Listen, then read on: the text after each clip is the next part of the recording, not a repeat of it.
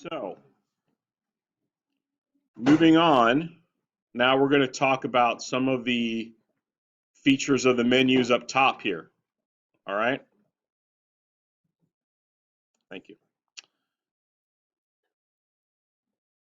All right, I briefly reviewed these at the beginning, but I'm going to go back and go into some more detail. What? Okay, you're being yeah. All right. So the first thing I'm going to talk about is file menu again. That's where you do all of your opening, saving, save as, all that stuff, printing. Most of this you can do with hotkeys, but if you want to do it directly, then go to File, and there you go. Edit. There's only a few things under Edit that you need to know, but they are very important. Okay, the first three here are the undo and redo buttons that are, they're like hotkeys pretty much, but remember you've got more than one undo. You just have to do Alt Control Z to go back more than one step. But you can also come up here and step forward or backward on these three here. Copy and paste, that's pretty standard. One thing I do want to talk to you about is something called paste special. All right.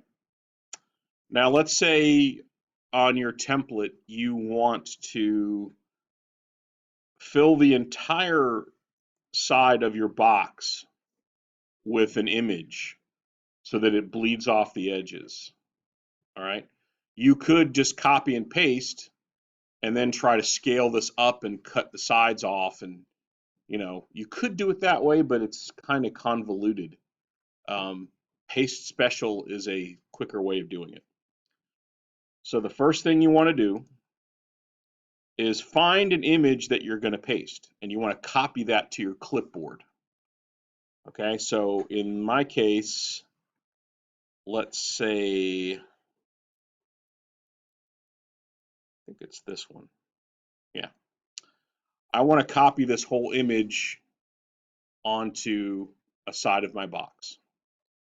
Now I already have this selected, but you would Control A to select the entire image. Then Control C copies it to the clipboard. The clipboard is just kind of this limbo kind of place in the ether where images go when they're on hold. All right, where the data goes. Let's say we want to paste it on this side of the box. We want to go down to our template layer where the image is located, get our magic wand tool, one click, and I have this selected. Now we're going to go up here to edit, and instead of going down to paste, we're going to go paste special and paste into. The hotkeys for that are Alt, Shift, and Control V, which is kind of a lot of fingers to use.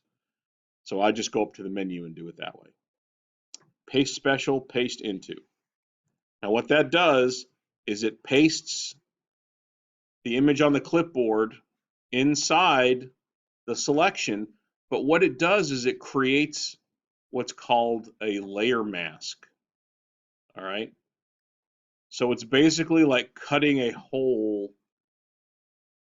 into the layer, but it's invisible. So at a glance, this looks like any other normal paste, but watch what happens when I move it to the edges. Do you see that?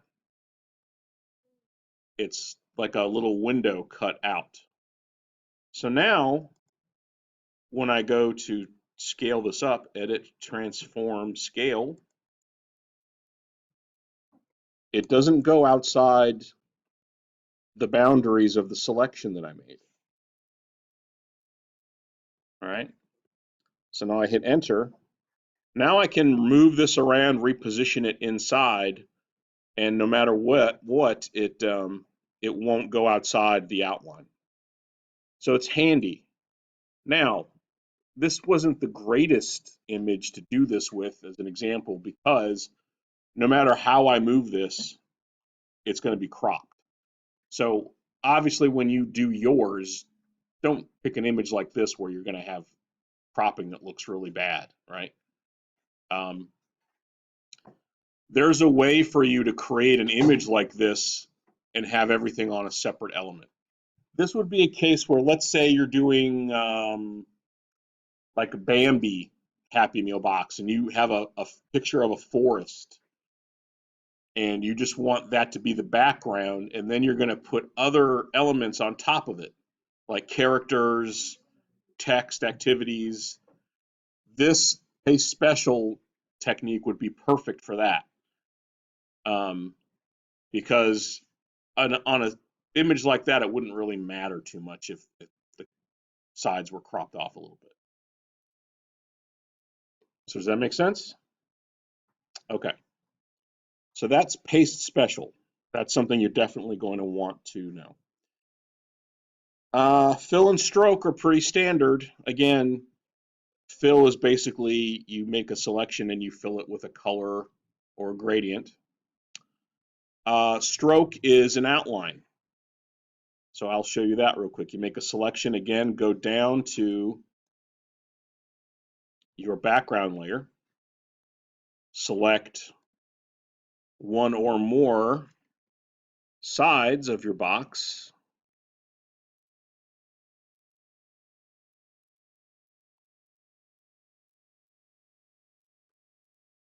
go to, make sure you have your color selected ahead of time. Mine is like hot pink, I'll just leave it that way. Go to edit, stroke. It's asking you how many pixels you want it to be. I'm going to take it to 30 just so it shows up. Then you can choose, do you want it on the inside, center, or outside of your selection? I will say inside, hit OK. There we go. Now I have an outline. However, I didn't create a new layer first, which was a no-no. So now I've created a new layer. Now I'm going to do it again.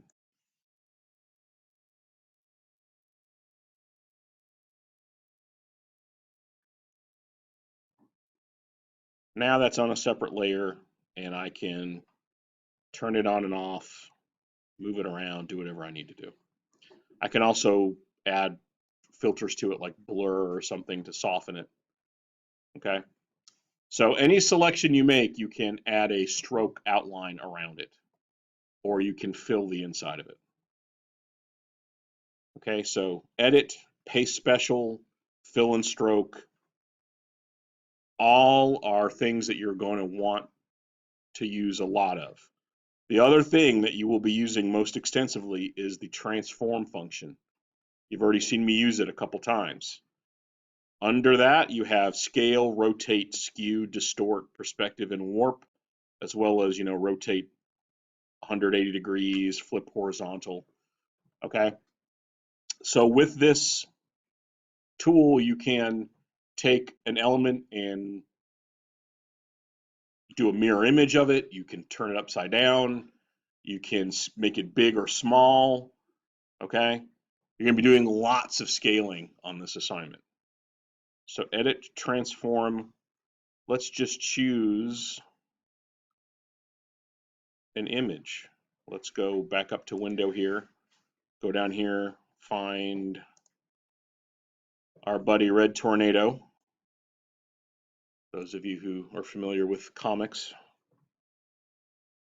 know who Red Tornado is.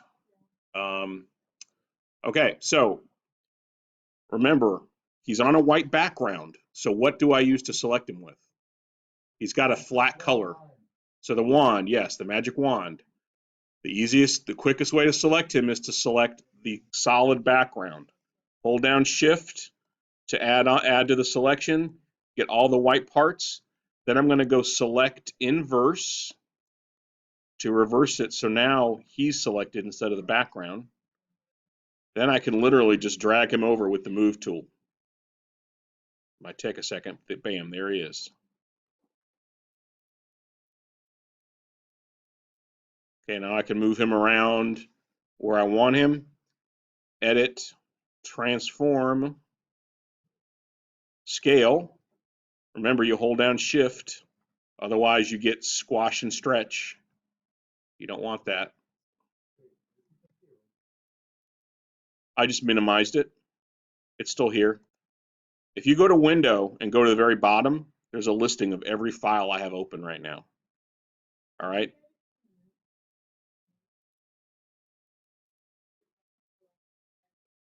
You have to get the move tool, the very top tool. Click on move and then move them around.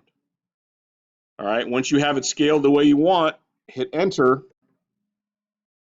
There you go. You can also, again,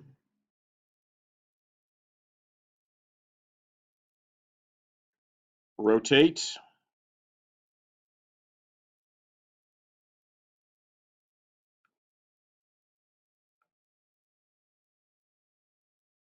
You can do perspective or skew.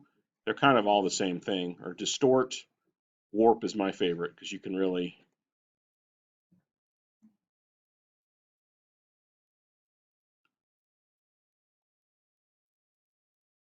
I don't know why you would necessarily need to use this, but it's kind of fun. Okay, and skew.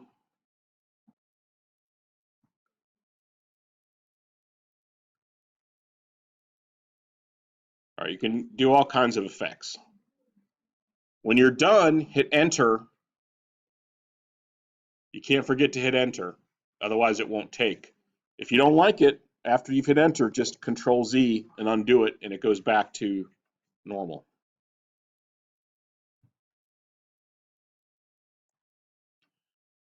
If I only want part of him, I can, let's say I get the elliptical marquee, draw a circle around him, invert the selection,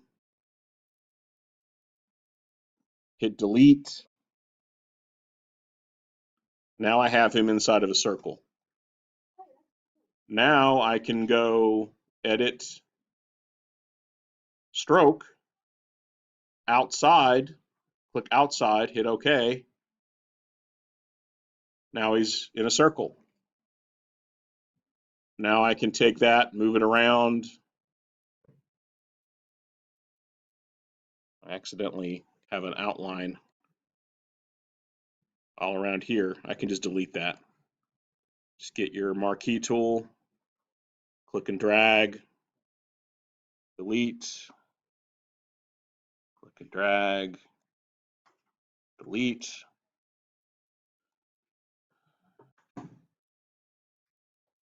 Okay, so you kind of get the gist, right? You can create shapes and fill them or outline them.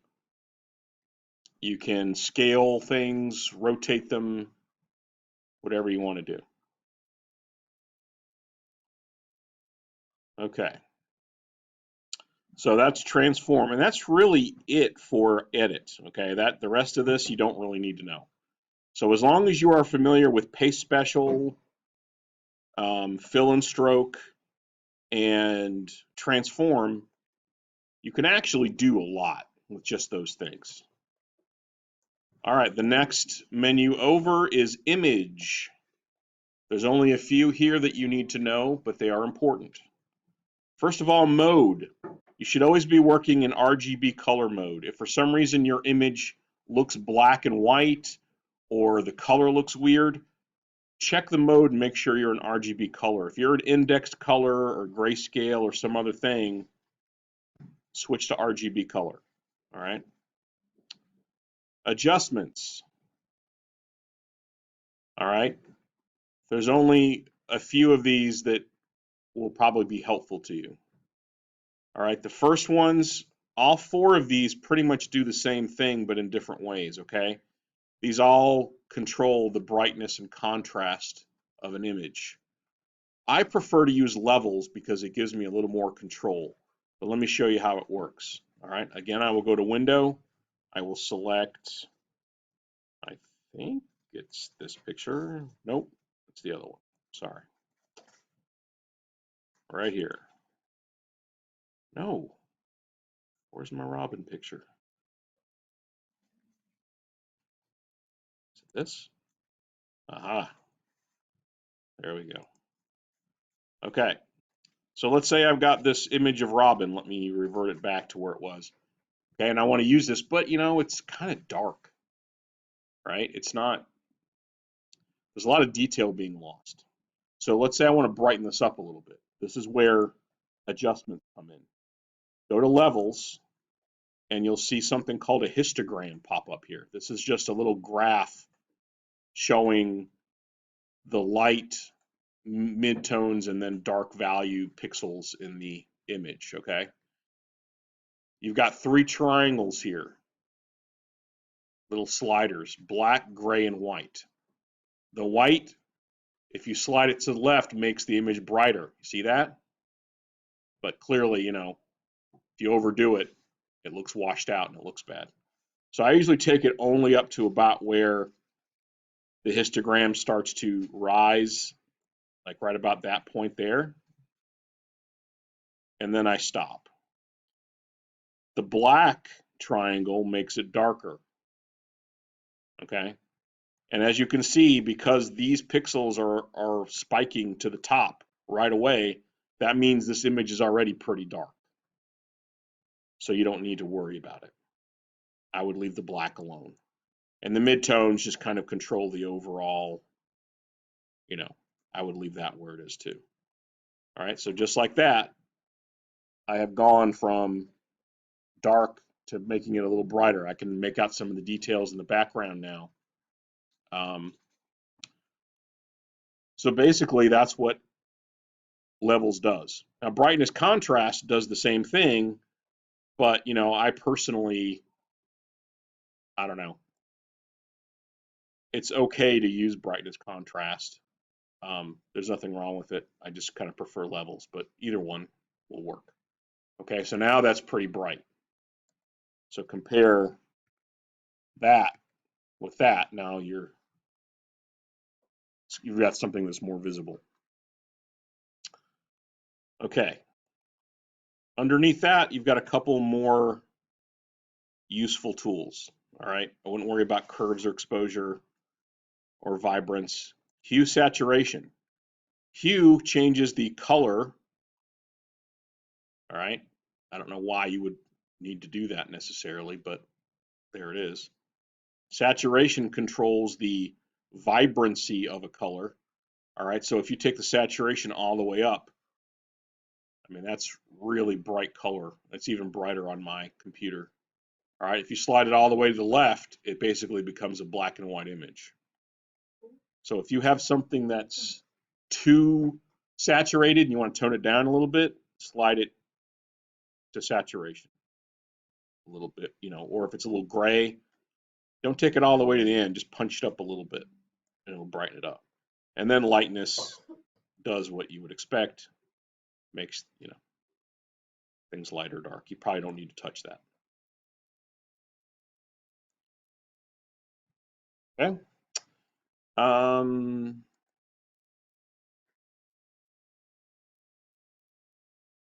Color balance. Sometimes you take a picture and there's just a kind of an overcast, like everything kind of has a bluish tint to it or a reddish tint to it or yellowy, you know.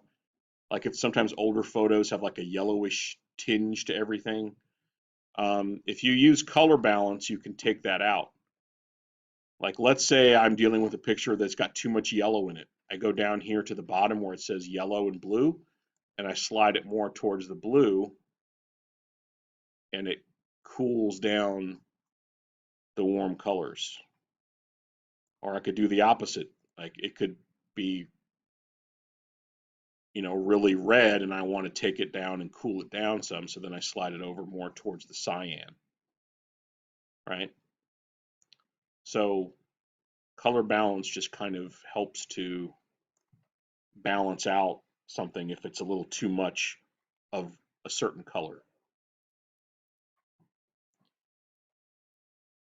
And as far as that goes, that's all you probably really need to know for adjustments. I mean, there's other things down here, but like desaturate will just take all the color out, but you can also do that in hue saturation. So a lot of repetition there.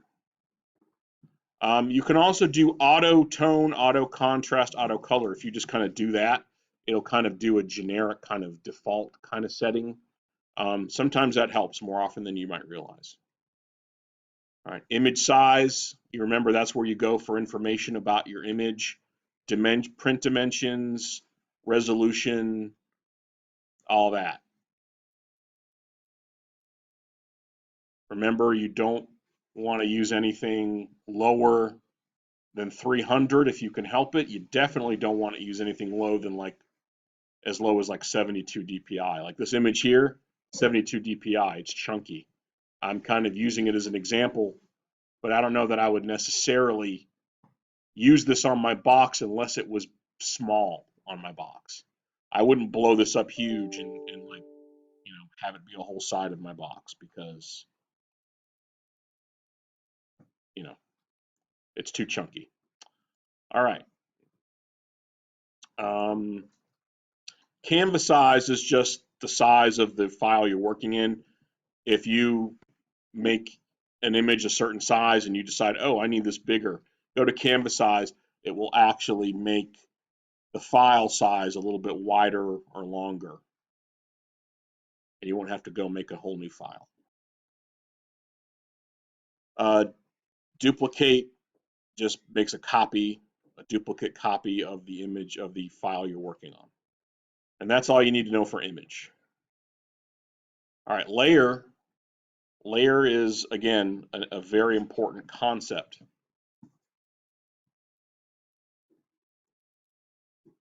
All right, so again, all this information that you're finding here can also be found on the layers window in the upper right-hand corner.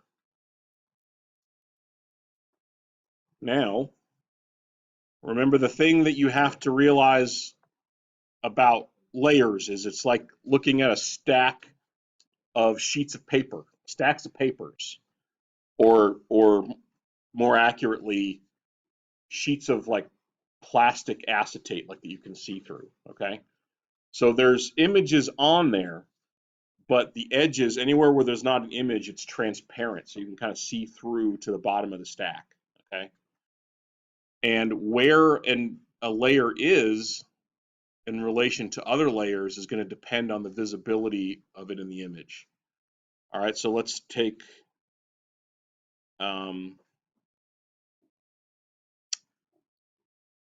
Red Tornado here. If I move this over here, it disappears. Why is that? It's going behind this. Right, exactly. Because even though I have this layer selected, it is underneath this image in the stack. See how these two layers are under, this one's underneath. So let me move this behind. Now watch what happens. I'm going to click on the layer. Notice how the little hand icon, my little cursor, changes from a pointy hand to a grabby hand. And I'm grabbing that and pulling it up above. Now watch the screen. Now Red Tornado, boom, there he is. He's on top because I moved the layer in the stack and changed the order. Okay? So sometimes, especially when you start having lots and lots of layers in your image, something might disappear and you don't know where it is because it's behind something else.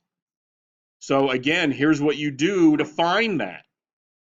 Let's say you've got tons and tons of layers and you're like, oh man, I have this little tiny thing that I don't remember what layer it was on because I haven't been naming my layers and I lost it.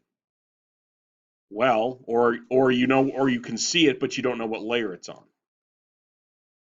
Right click, it's going to list all of the layers that are underneath the spot where you clicked.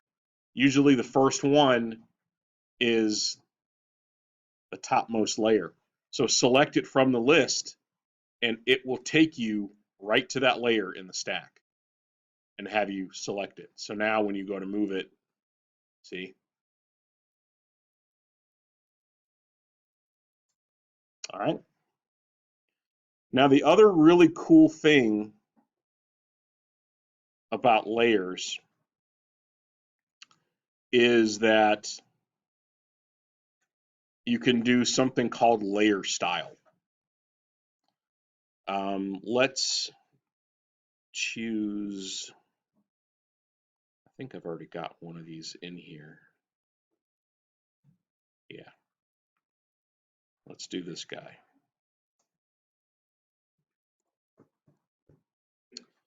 Okay. Let's say, I'm going to go ahead and fill this real quick with some color.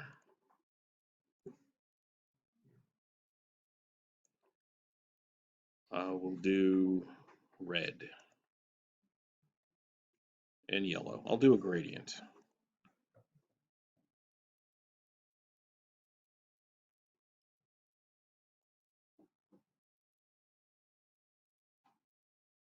Okay.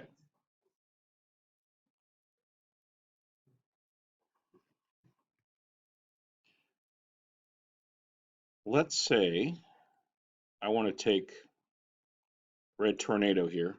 Zoom in on this a little bit more.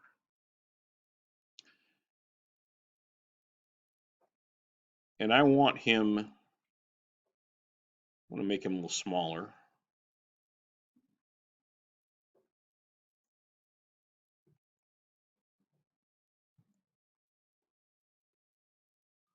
Let's say I've got other stuff on this layer, but I'm a little worried because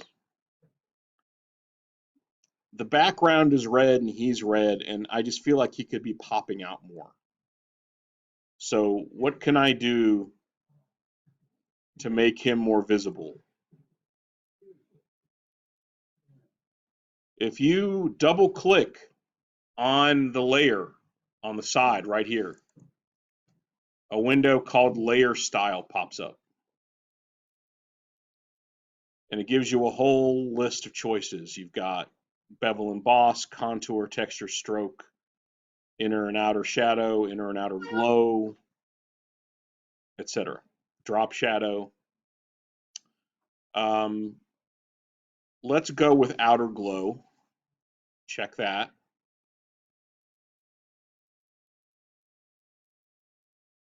Right now it doesn't look like much. So you check the box to get it to turn on, then you double click on the area to bring up the parameters. I'm going to change that to a white. Now it shows up a lot better. And actually, let's do yellow. Hit OK. All right, now I see I've got that cool glow behind him. And I can take these sliders and I can change, whether or not it's grainy or smooth. I can change the size of it, the softness.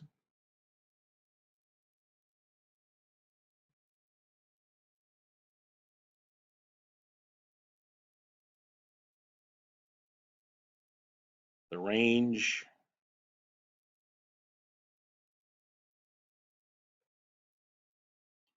And I can combine these. I can also, in addition to adding a glow, I'm going to add a stroke as well. Change it to white. That makes them pop even more. And again, you can change the size, the color, right? Whether it's inside or outside. And it stays with me. So no matter where I move this, it's now part of the image. If I decide at any point I'm tired of it, I can go here on the stack and turn off the effects. Just click them off and they're gone. All right. I cannot tell you how useful layer style is. All right. You can take a box that looks pretty bland. I mean, you don't want to overdo it, but you can make it look really professional just by adding a few little back glows or strokes to some text or objects. It really makes things pop and look professional. Okay, so I can't stress enough how useful layer style is. Again, you double click on the layer to bring it up, you check the box, then you double click on the actual word to bring up the parameters. Hit OK when you're done. The other thing about layers that's useful is knowing how to duplicate layers when needed and merge them. Okay? Having lots of layers is helpful, but it can also get confusing. And once you have gotten to the point where you're almost done with your image, you might want to consolidate certain layers to scale them down. All right? So, in order to do that, you can go to merge down. Merge down takes the image, the layer, I'm sorry, that you currently have selected and combines it with the layer that is directly beneath it. Okay? Duplicate layer makes a copy of the layer you have selected. So right now, I have red tornado selected. I hit duplicate layer. Now watch. Now I have two of them. So if you need to do multiple images for whatever reason, you can duplicate your layer. All right? And it duplicates everything. It duplicates the effects, anything else you did.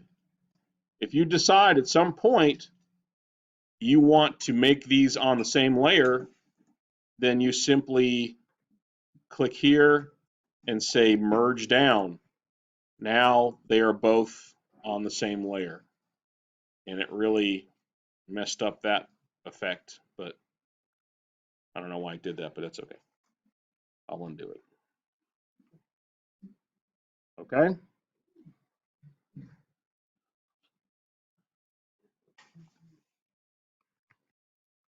There we go. What else? Deleting layers, that's easy. I showed you how to merge stuff. You can also do flatten image. Flatten image takes all the layers and collapses them into one layer. All right, that's usually not something you'd want to do unless you were like let's say you were all finished with your box and you're completely done. Then when you come to submit it, you would want to flatten it and then save a copy of it and then turn that in for your grade. All right, you don't want to you want to keep a layered file just in case you need to go back and make changes. But when you turn in a flattened copy, because the more layers an image has in it, the bigger it is, the more memory it is. And I don't need a 100 meg or 200 meg file, you know, just flatten it and send me the flattened version. Okay. So that's pretty much it for layer. I mean, there are adjustment layers and fill layers, but you don't really need to worry about those that much, I don't think. At least not for this assignment. Okay. So now on to type. Again, the type tool is here. It's the letter T. The type options are up here on the menu.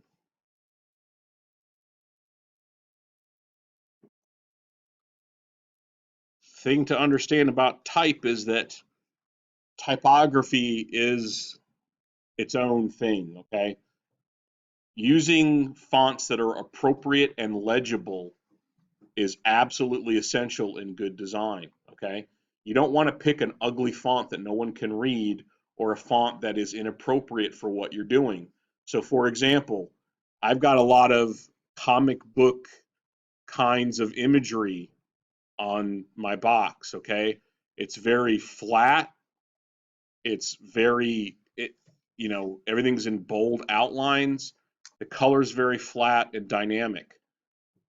So I want a font that's going to complement the art style that I've chosen, okay? That font is not going to be something like, Garamond regular or Helvetica or something, all right? I'm not writing a term paper. So think about the font you're using. I'm using one called Mild Mannered, which is actually a comic book dialogue font. Okay. So it simulates comic book lettering. All right, I'll change the color to black.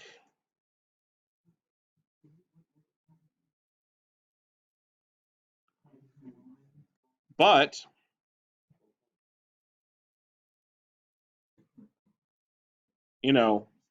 on the other hand, that doesn't really work with what I'm doing. Honestly, I think that's kind of ugly. So, don't just use any old font. And then, you definitely don't want to do something like,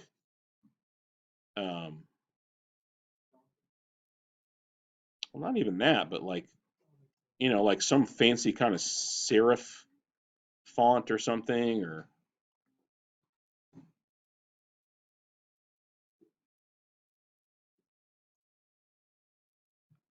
see if I can find one that's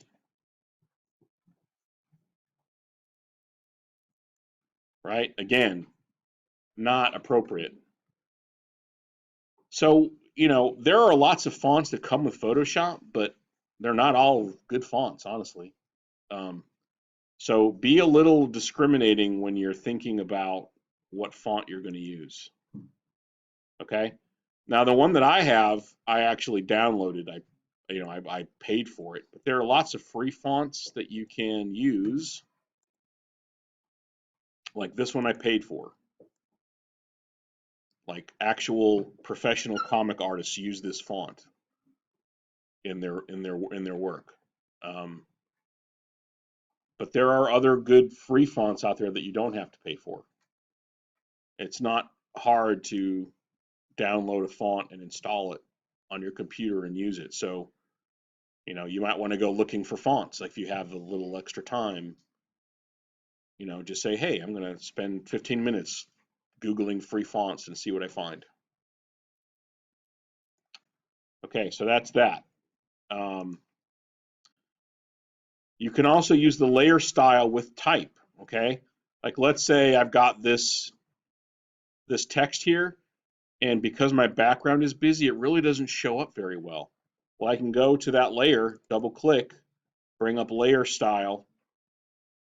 Let's go to stroke, change my outline. I can add a white stroke around it. Now that pops a lot better. Okay. So you can use effects with type to get good results. All right, I kind of went over warp text and all that already. Again, make sure you have the text layer selected, select the text tool, and you can click back on the text and go back and edit as you need to. Change the size, change the color, change the style at any point. Okay. I think I'm going to stop for today because we've only got a few minutes till the bell. Does anyone have any questions? All right, we've only got a little bit left to go. Tomorrow we're going to go over filters and a few other quick things. And then that'll be it.